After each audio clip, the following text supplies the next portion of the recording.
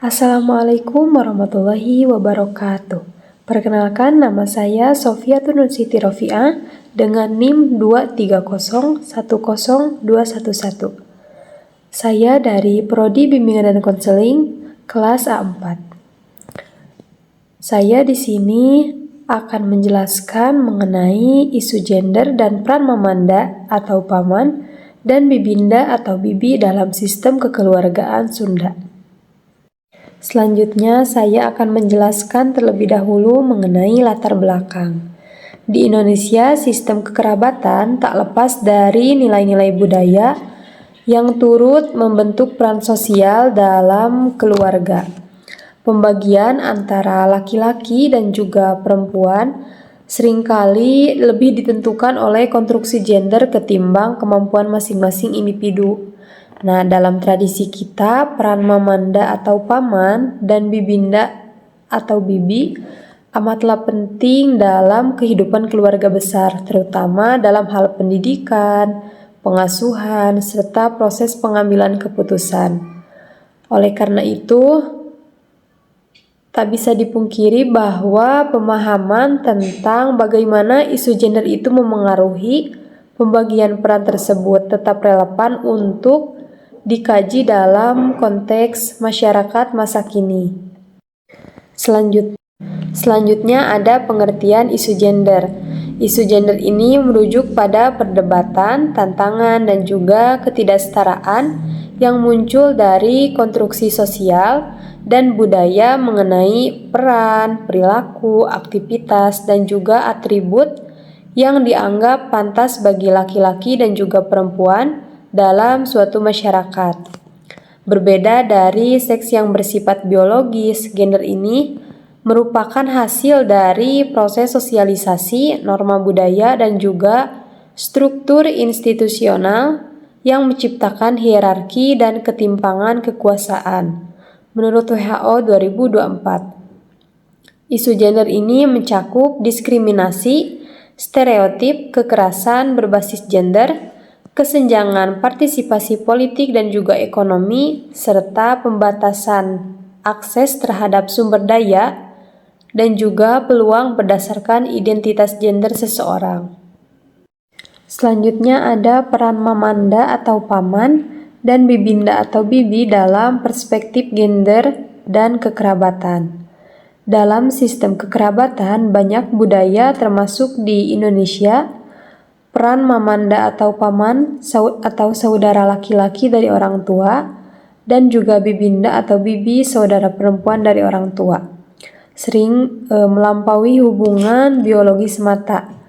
Mereka itu memainkan peran sosial yang signifikan yang dapat menantang atau memperkuat norma gender tradisional. Di sini ada 3 poin. Yang pertama ada peran pengasuhan dan pendidikan. Pada peran yang pertama ini, mamanda dan bibinda sering berfungsi sebagai figur pengasuh atau tambahan.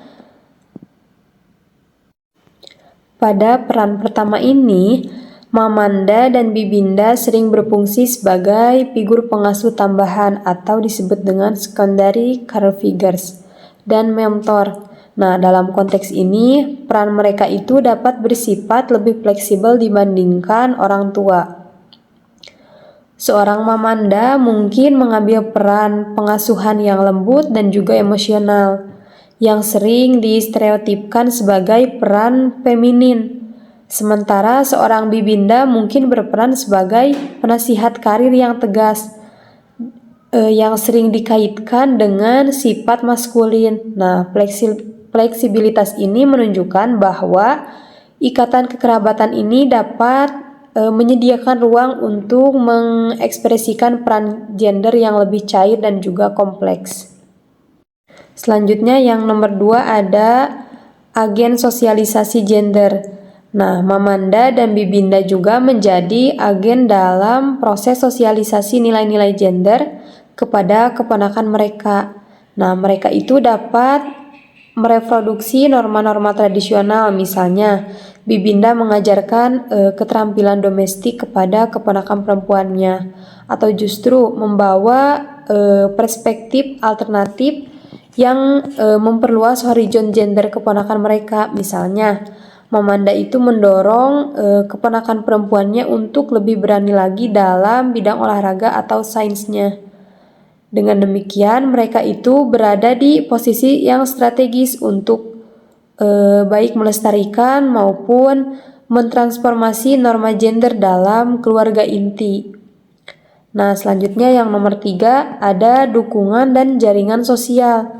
Nah, dalam struktur keluarga besar, mamanda atau paman dan juga bibinda atau bibi itu sering menjadi sumber dukungan ekonomi, emosional, dan juga jaringan sosial, di mana peran ini tidak terikat secara kaku pada gender, meskipun praktiknya itu bisa dipengaruhi oleh ekspektasi budaya. Nah, pada pemahaman terhadap peran ini penting dalam sebuah analisis gender karena menunjukkan bagaimana sumber daya dialirkan dan juga dukungan dibangun di luar unit keluarga inti yang memang dapat memengaruhi mobilitas sosial dan juga otonomi individu khususnya pada perempuan.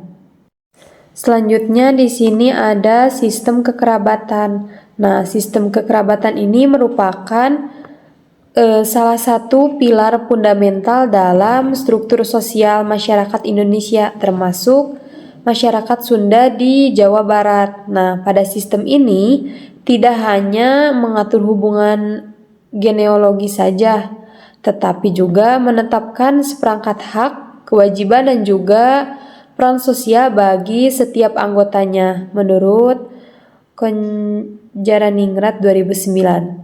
Nah, sebagai pola relasi keluarga yang diatur oleh norma adat, sistem kekerabatan ini dapat bervariasi bercorak matrilineal, patrilineal, dan bilateral sesuai dengan konteks budayanya.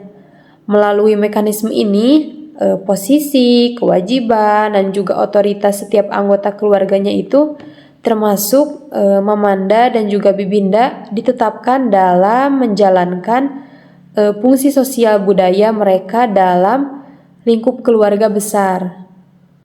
Selanjutnya ada struktur dan terminologi kekerabatan, posisi mamanda dan bibinda dalam Pancakaki. Nah, dalam terminologi kekerabatan Sunda ini atau Pancakaki, mamanda merujuk pada saudara laki-laki dari ayah atau disebut dengan amang, atau ibu disebut dengan indung. Nah, secara spesifik dapat dibedakan menjadi mamang atau saudara laki-laki dari ayah dan pamannya saudara laki-laki ibu. Meski dalam percakapan umum itu sering disamakan sebagai mamanda. Nah, sementara itu bibinda merujuk pada saudara perempuan dari ayah atau ibu yang dapat disebut dengan bibi atau tante menurut Eka Jati 1995. Kedudukan mereka ini dipandang sangat dekat dan juga dihormati, hampir menyamai orang tua, terutama dalam keluarga yang masih kental memegang sebuah tradisi. Selanjutnya ada isu gender dalam peran mamanda dan bibinda, khususnya dalam konteks budaya-budaya lokal seperti Sunda dan Jawa, merepresentasikan arena kompleks di mana konstruksi gender ini terus dinegosiasikan. Secara tradisional, peran ini sering mengalami diferensiasi berdasarkan norma patriarkal. Nah, mamanda ini cenderung dikonstruksikan sebagai figur otoritas publik, pelindung fisik dan juga ekonomi, serta representasi keluarga dalam musyawarah adat, sementara bibinda lebih diasosiasikan dengan ranah domestik, pengasuhan emosional, dan juga transmisi nilai-nilai kewanitaan. Selanjutnya ada dampak isu gender dalam keluarga. Nah, isu gender ini menimbulkan dampak multidimensional terhadap struktur dan juga dinamika internal keluarga. Nah, yang pertama terjadi redistribusi beban kerja domestik yang tidak seimbang, di mana perempuan itu seringkali menanggung tanggung jawab ganda antara ranah publik dan juga domestik, sementara partisipasi laki-laki itu dalam perawatan rumah tangga dan juga pengasuhan anak masih sangat terbatas. Nah, yang kedua, konstruksi sosial mengenai peran gender yang kaku dapat membatasi aspirasi dan juga mobilitas sosial anggota keluarga, khususnya dalam hal pilihan pendidikan, karir, dan juga pembagian sumber daya ekonomi. Yang ketiga, pola pengasuhan anak turut terpengaruh melalui transmisi nilai-nilai stereotip gender antara generasi. Nah, yang pada gilirannya dapat mereproduksi ketidaksetaraan dalam lingkup sosial yang lebih luas. Nah, yang keempat, ketegangan relasional dapat muncul akibat benturan antara ekspektasi tradisional dan juga tuntutan kesetaraan kontemporer mempengaruhi kualitas komunikasi dan juga stabilitas rumah tangga. Nah, yang terakhir, yang kelima, keluarga sebagai unit sosial pertama mengalami transformasi struktural seperti meningkatnya jumlah rumah tangga dengan perempuan sebagai kepala keluarga. Nah, yang sekaligus menghadapi sebuah tantangan ekonomi dan juga stigma sosial. Jadi, implikasi dari dinamika ini menunjukkan bahwa keluarga itu bukan hanya sebagai wahana reproduksi saja atau wahana reproduksi norma gender saja, melainkan menjadi arena konflik dan juga negosiasi terus-menerus dalam merespons perubahan nilai-nilai masyarakat. Selanjutnya ada kesimpulan. Berdasarkan analisis terhadap materi yang telah disajikan, dapat disimpulkan bahwa dalam sistem kekerabatan Sunda, peran Mamanda dan juga Bibinda merefleksikan dialektika antara norma gender tradisional dan transformasi sosial. Secara normatif, konstruksi patriarkal membedakan peran mereka. Mamanda sebagai otoritas publik dan juga pelindung ekonomi, sementara Bibinda berperan dalam ranah domestik dan juga pengasuhan. Namun dalam praktiknya, sistem kekerabatan bilateral Sunda memungkinkan fleksibilitas yang signifikan. Mamanda dapat mengambil peran pengasuhan yang emosional dan Bibinda dapat berfungsi sebagai penasihat strategis dan aktor ekonomi mandiri. Dengan demikian, keluarga besar Sunda bukan hanya sebagai wadah pelestarian nilai-nilai gender, tetapi juga menjadi ruang dinamis bagi negosiasi dan redefinisi peran sosial yang melampaui batas biner tradisional. Terima kasih. Mohon maaf apabila ada kekurangan dalam pemaparan materi. Cukup sekian dari saya. Wassalamualaikum warahmatullahi wabarakatuh.